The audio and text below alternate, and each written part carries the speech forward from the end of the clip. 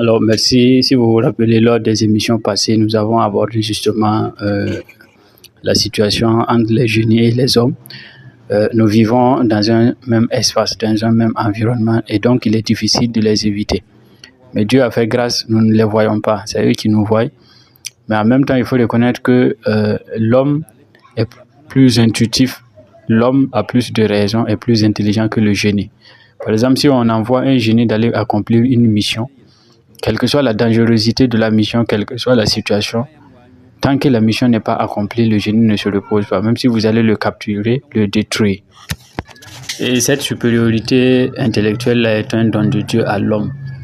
Il y a un exemple qui dit par exemple qu'un génie, si un génie a par exemple 70 ans ou 100 ans, la comparaison en termes d'intelligence avec un humain, ce serait un humain de 15 ans seulement. Vous voyez la différence, c'est ce qui fait que c'est l'homme qui domine le monde. La seule force qu'ils auront, c'est peut-être l'invisibilité. Nous ne pouvons pas voir les génies alors qu'eux peuvent nous voir. Alors que pour combattre un mal, pour combattre quelque chose, il faut d'abord voir cette chose-là. Mais nous ne les voyons pas.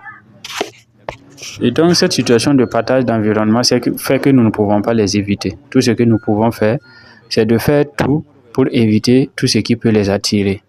De rester propre, de nous comporter dignement, d'éviter de confier nos problèmes aux génies ou de confier nos problèmes à ceux qui travaillent avec les génies ou ceux qui ont des génies.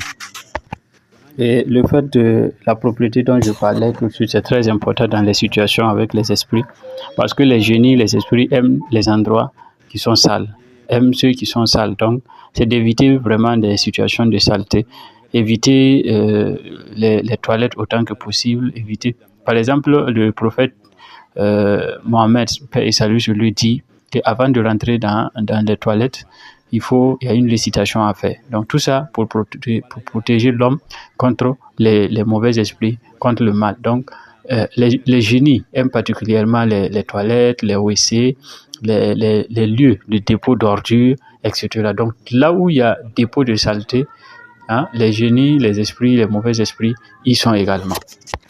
C'est pareil pour les marchés aussi. Les marchés également sont des lieux de fréquentation des génies. Et il y a des sourates qui sont sortis par la voix du prophète pour nous inciter à les réciter, pour éviter des situations de contact avec les génies. Et il va de même avec les autres religions, par exemple, où il y a des choses qui permettent de les éviter.